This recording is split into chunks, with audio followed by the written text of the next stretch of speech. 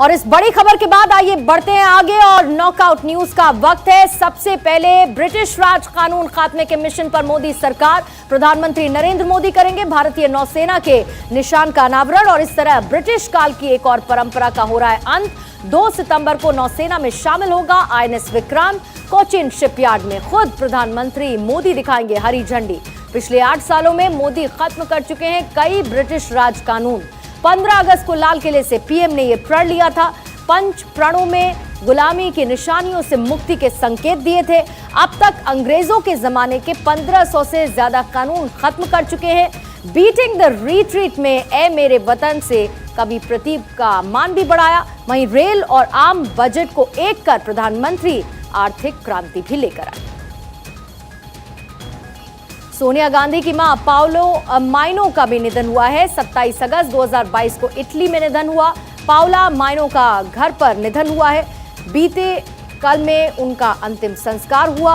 कांग्रेस के प्रभारी महासचिव जयराम रमेश ने इसकी जानकारी दी। सोनिया गांधी की मां माइनो का निधन, जहां राष्ट्रपति द्रौपदी मुर्मू ने ट्वीट कर इसे लेकर शोक व्यक्त किया, निधन पर शोक जताया। पाओला माइनो के निधन के बारे में जानकर दुख हुआ। सोनिया जी और उनके परिवार के प्रति मेरी हार्दिक संवेदनाएं हैं। प्रधानमंत्री नरेंद्र मोदी ने भी इसे लेकर दुख जताया, कहा है कि उनकी आत्मा को शांति मिले, मेरी संवेदनाएं परिवार के साथ। इधर राहुल गांधी का गुजरात दौरा है। तारीख है 5 सितंबर। 5 सितंबर को गुजरात के रिवर फ्रंट पर करेंगे संबोधित। 52,000 बूथ के प्रतिनिधियों को राहुल गांधी संबोधित करेंगे। राजस्थान के सीएम अशोक गहलोत भी साथ रहेंगे। गुजरात चुनाव के सीनियर ऑब्जर्वर की जिम्मेदारी गहलोत निभा रहे हैं। भारत जोड़ो यात्रा से पहले गुजरात में रहेंगे राहुल गांधी। चंद्रबाबू और मोदी की मीटिंग पॉलिटिकल नहीं बल्कि माइंड गेम दिल्ली में हुई है। चंद्रबाबू नायडू और नरेंद्र मोदी की मुलाकात। आंध्र भाजपा के स्पष्टीकरण के बाद अटकलों को विराम लग चुका है। आंध्र प्रदेश भाजपा प्रभारी सुनील देवधर ने कहा है, मोदी और चंद्रबाबू नायडू की मुलाकात राजनीतिक एंगल से न देखें। YSRCP और TDP दोनों वंशवादी और भ्रष्ट पार्टी हैं। TDP के NDA में शामिल होने की खबरें निराधार हैं। इस पर भाजपा का केंद्रीय संसदीय बोर्ड फैसला करता है। फिलहाल इस मामले को लेकर कोई बैठक नहीं हुई है। इन खबरों के सच होने की कोई संभावना नहीं। आम आदमी पार्टी नेताओं के खिलाफ कानूनी एक्शन की तैयारी में है LG। दिल्ली के LG करेंगे कानूनी कार्रवाई। आम आदमी पार्टी के नेता आतिशी सौरभ भारद्वाज पर कार्रवाई होगी। दुर्गेश पाठक जैस्मीन शाह पर कार्रवाई करेंगे। LG पर आरोप लगाने के भ्रष्टाचार के आरोप मामले में यह कार्रवाई होगी। KVIC के चेयरमैन रहने के दौरान ये आरोप लगाए गए और VK सक्सेना पर घोटाले में शामिल होने के आरोप लगाए गए, लेकिन LG ने कहा है कि भ्रष्टाचार के आरोप झूठे हैं और मनगढ़ंत। तरनतारण के चर्च में तोड़फोड़ की जांच के आदेश दे दिए गए हैं। पंजाब CM भगवंत मान ने इस घटना की निंदा की। जघन्य घटना की निंदा करते हैं, ये कहना है भगवंत मान का। चर्च में अराजक तत्वों ने जीसस की प्रतिमा को तोड़ा। पंजाब में सांप्रदायिक सौहार्द बिगाड़ने नहीं देंगे, अपराधियों पर सख्त कार्रवाई होगी, ये कहना है भगवंत मान का।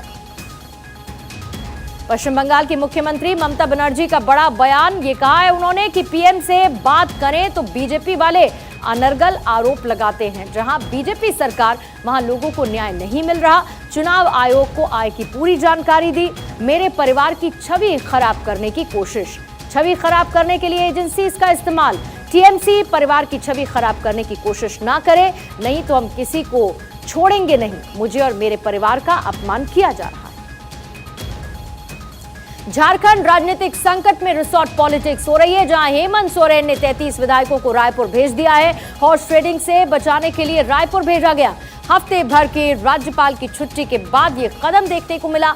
JMM के 19, कांग्रेस के 13, राजद के 1 विधायक इसमें शामिल हैं। दुमका मामले में बीजेपी नेता परिवार से मिले। बीजेपी नेताओं की परिवार से मुलाकात हुई है। कपिल मिश्रा, मनोज तिवारी, निशिकांत दुबे मुलाकात करने के लिए पहुंचे। कहा दुमका केस की हत्या के एंगल से जांच हो। छात्रा की मौत नहीं, हत्या हुई है। पूरी दुनिया छात्रा के परिवार के साथ। इधर पटना में नीतीश कुमार और KCR की मुलाकात हुई है। तेलंगाना के CM चंद्रशेखर राव ने कहा है कि केंद्र सरकार संघीय ढांचे को नष्ट कर रही है। बीजेपी की राजनीति से देश को खतरा है। सभी विपक्षी दल एक होकर बीजेपी मुक्त भारत को आगे बढ़ाएंगे। बीजेपी मुक्त भारत ही देश को आगे लेकर जाएगा। बीजेपी देश में तानाशाही का शासन चला रही है, देश का विनाश बीजेपी कर रही है। कमलनाथ पर नरोत्तम मिश्रा का जवाबी पलटवार। कमलनाथ की स्वाभाविक स्थिति शुरू से मध्य प्रदेश को बदनाम करने की। महिला अपराधों को लेकर कमलनाथ ने राज्य सरकार पर निशाने साधे। मुस्कान अभियान की सफलता को शायद देख नहीं पा रहे हैं कमलनाथ। केजरीवाल के सवाल पर कहा, अन्ना हजारे ने पत्र लिखकर केजरीवाल को बेनकाब किया। साथ ही यह भी कहा कि केजरीवाल की कथनी और करनी में बड़ा अंतर है। अन्ना हजारे के आरोप से बौखलाए अरविंद केजरीवाल। कहा, अन्ना हजारे का इस्तेमाल कर रही है बीजेपी। अन्ना हजारे के सहारे लोकप्रिय हुए थे अरविंद केजरीवाल।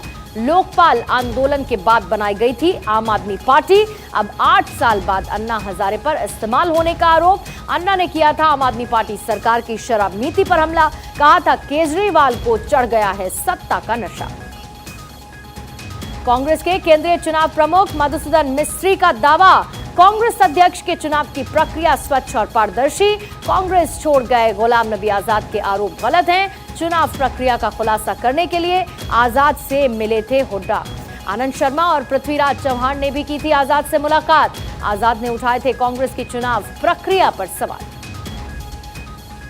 कांग्रेस अध्यक्ष चुनाव को लेकर बड़ी खबर यह है कि अब मनीष तिवारी ने चुनाव प्रक्रिया पर सवाल उठा दिए हैं। मनीष तिवारी ने निष्पक्ष और स्वतंत्र चुनाव के लिए सुझाव भी दिए। मनीष तिवारी ने चुनाव प्रभारी मधुसूदन मिस्त्री से सवाल उठाए। मतदाता सूची सार्वजनिक किए बिना निष्पक्ष और स्वतंत्र चुनाव कैसे, ये सवाल पूछा। मतदाताओं के नाम और साथ ही उनके पते सार्वजनिक करने का सुझाव दिया। उम्मीदवार के प्रस्तावकों को मिलने और नहीं होने पर भी सवाल उठाए। राडिया टेप के 12 वर्ष बाद रतन टाटा पहुंचे सुप्रीम कोर्ट। राडिया के टेप में थी रतन एन टाटा के साथ बातचीत। उस समय टाटा ग्रुप के प्रमुख थे रतन एन टाटा। सुप्रीम कोर्ट में प्राइवेसी के प्रोटेक्शन के लिए यह याचिका है। कल रतन टाटा की याचिका पर सुनवाई होगी।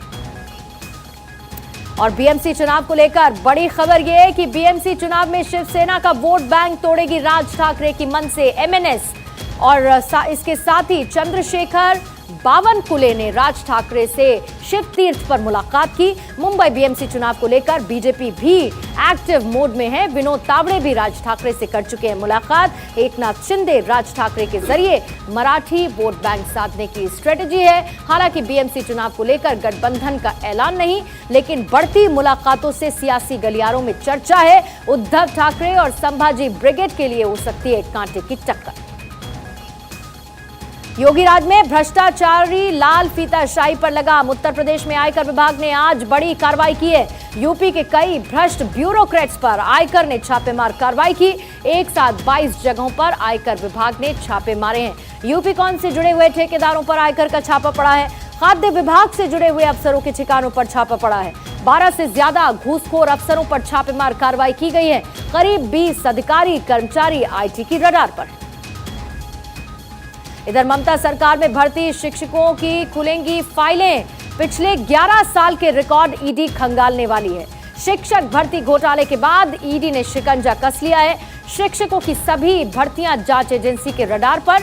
तो पश्चिम बंगाल में 4 जगहों पर सीबीआई का छापा। बीरभूम के बोलपुर में व्यापारी के घर छापा। अनुव्रत मंडल के करीबी व्यापारी के घर छापा। मवेशी तस्करी के मामले में यह कार्रवाई चल रही है। भाजपा अध्यक्ष जेपी नड्डा की फिटनेस का राज। सेहत को लेकर सजग जेपी नड्डा ने 8 किलो वजन कम कर लिया। नड्डा ने करीब 5 किलो वजन और कम करने का टारगेट रखा है। बेहद व्यस्त शेड्यूल में भी योगा अभ्यास के लिए समय निकालते हैं। मोतीलाल नेहरू मार्ग स्थित आवास पर रोज 1 घंटे कसरत भी करते हैं। हालांकि सांसद मंत्रियों को भी सुबह सुबह लंबी सैर पर जाते देखा गया। महंगाई का प्रकोप अलग अलग राज्यों में अलग अलग है। 7 महीने से उपभोक्ता मूल्य सूचकांक का एवरेज रहा है 6.8%। करीब 1 दर्जन राज्यों में महंगाई की दर 6% से कम रही है। बाकी 12 राज्यों में महंगाई की दर 7% के करीब है। तेलंगाना, पश्चिम बंगाल, सिक्किम में महंगाई दर 8% के पार। इधर कांग्रेस ने की अवैध चीनी लोन ऐप पर पाबंदी की मांग। रिजर्व बैंक के मुताबिक इस तरह के करीब 600 एप्लीकेशंस मौजूद है। जनवरी-फरवरी 2021 में प्ले स्टोर पर 1100 लोन की ऐप्स थी। ठगी का शिकार होकर अब तक 52 लोग आत्महत्या कर चुके हैं और ऐसे जानलेवा लोन ऐप्स पर तत्काल रोक लगाने की जरूरत है। एक्टर जैकलिन फर्नांडिस को कोर्ट का नोटिस। कोर्ट ने सप्लीमेंट्री चार्जशीट पर संज्ञान लिया। 26 सितंबर को कोर्ट में पेश होने का आदेश है। पटियाला हाउस कोर्ट में पेश होने का आदेश। 200 करोड़ रुपए की ठगी के आरोप में ईडी ने आरोपी बनाया। पाकिस्तान में बाढ़ बारिश से भारी तबाही मची है। बाढ़ बारिश से अब तक 1200 लोगों की मौत हो चुकी है और करीब 2 लाख घर पूरी तरह से तबाह भी हो चुके हैं। बाढ़ से 20 लाख एकड़ में फैली हुई फसलें बर्बाद हो चुकी हैं। इंडस नदी में रेस्क्यू बोट पलट गई। 13 लोगों की मौत हुई और अब तक बाढ़ से 7 लाख से ज्यादा पशु मारे गए। तबाही में 3000 किलोमीटर की सड़कें पानी में बह गई, जिससे लोगों तक राहत पहुंचाने में समस्या आ रही है। और आइए अब कुछ और खबरें देख लेते हैं। एक बार किसी ने गांधी जी से पूछा था कि बापू, अंग्रेजों के जाने के बाद हम आजाद हो जाएंगे, तो गांधी जी ने कहा था कि सिर्फ अंग्रेजों के जाने से नहीं, अंग्रेजों द्वारा बनाए गए गुलामी के प्रतीक चिन्ह भी हमको मिटाने होंगे। जब तक गुलामी की निशानियां नहीं मिटा दी जाती, तब तक देश की आजादी अधूरी है। प्रधानमंत्री मोदी गांधी जी के उसी ख्वाब को पूरा कर रहे हैं। भारत में गुलामी के प्रतीकों को धीरे धीरे खत्म कर रहे हैं और इसी कड़ी में 2 सितंबर को प्रधानमंत्री मोदी गुलामी की एक और निशानी को खत्म करेंगे। ये रिपोर्ट देखिए। मैं नरेंद्र दामोदर दास मोदी भारत के लिए 2 खुशियां एक साथ आ रही हैं। प्रधानमंत्री मोदी गुलामी की एक और निशानी को खत्म करने जा रहे हैं। इसके संकेत प्रधानमंत्री मोदी ने इस बार लाल किले से अपने भाषण में दे दिए थे। 2 सितंबर को पीएम स्वदेशी युद्धपोत INS विक्रांत जहां देश को समर्पित करेंगे, वहीं भारत की नौसेना को नया ध्वज भी मिलेगा। गुलामी का प्रतीक क्रॉस नौसेना के ध्वज से निकाल दिया जाएगा। पीएमओ से जारी बयान में कहा गया है कि नया ध्वज भारत के गौरव को दर्शाने वाला होगा, जहां गुलामी नहीं, भारत का शौर्य दिखाई देगा। किसी भी कोने में हमारे मन के भीतर, हमारे आदतों के भीतर गुलामी का एक भी अंश अगर भी अभी भी है, तो उसको किसी भी हालत में बचने नहीं देना। गुलामी की छोटी सी छोटी चीज भी कहीं नजर आती है, हमारे भीतर नजर आती है, हमारे आसपास नजर आती है, हमें उससे मुक्ति पानी ही होगी। ये हमारा दूसरी प्राण शक्ति है। आपको बता दें कि नौसेना का ध्वज पहली बार नहीं बदल रहा, इससे पहले 3 बार बदल चुका है। फिर आप सोच रहे होंगे कि इसमें खास क्या है।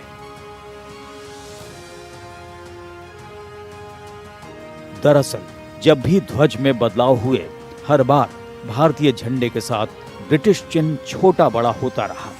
गुलामी का प्रतीक नौसेना का झंडा इंग्लैंड के नायक सेंट जॉर्ज के सम्मान और उनकी वीरता को दर्शाता था, जिसे बदलकर अब भारत की शौर्य गाथा को दर्शाने वाला बना दिया जाएगा। इसलिए गुलामी के इस चिन्ह को हटाने का फैसला खास है। सबसे पहले 26 जनवरी 1950 गणतंत्र दिवस के मौके पर भारतीय नौसेना के ध्वज का भारतीयकरण किया गया था। उसके बाद 2001 में इसमें बदलाव किया गया और फिर 2014 में इसमें बदलाव किया गया। 2 सितंबर को फिर से इसे बदलकर पीएम मोदी एक और गुलामी की निशानी को खत्म करेंगे। हम आपको बताते हैं पीएम बनने के बाद अभी तक पीएम ने कितनी गुलामी की निशानियों को खत्म कर दिया है। पीएम ने अंग्रेजों के बनाए हुए 1500 से ज्यादा पुराने कानून खत्म कर दिए, जो आजादी के बाद भी चल रहे थे। पीएम के आने के बाद अब आम बजट 1 फरवरी को आता है। पिछले 92 साल से रेल बजट अलग से पेश किया जाता था, जिसे अब आम बजट में शामिल कर दिया गया है। पीएम मोदी ने बीटिंग द रिट्रीट में बजने वाली अंग्रेजों की धुन अबाइड विद मी की जगह प्रदीप की लिखी और लता दीदी की गाई ऐ मेरे वतन के लोगों को शामिल कर दिया। इंडिया गेट पर भी कभी जॉर्ज पंचम की एक मूर्ति लगी हुई थी। जिसे हटाने के बाद छतरी बची थी। जहां पहले नेताजी का होलोग्राम हुआ करता था, वहां पीएम ने नेताजी सुभाष चंद्र बोस की मूर्ति लगवाई। देश के शहीदों के लिए वॉर मेमोरियल बनवाया। अंग्रेजी के बदले नई शिक्षा नीति में मातृभाषा में पढ़ाई पर जोर दिया गया है। इसके अलावा पीएम ने विप्लव भारत गैलरी का शुभारंभ किया।